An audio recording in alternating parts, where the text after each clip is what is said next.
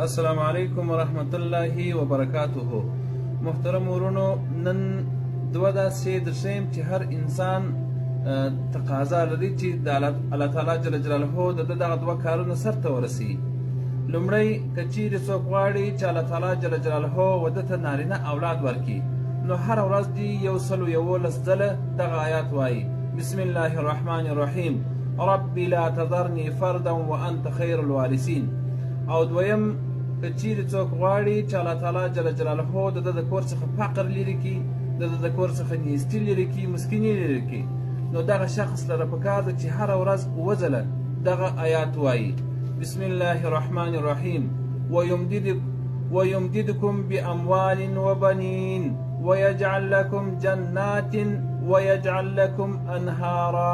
د سورة نوح 12 نمبر آیات دی. السلام علیکم ورحمت الله وبرکاته.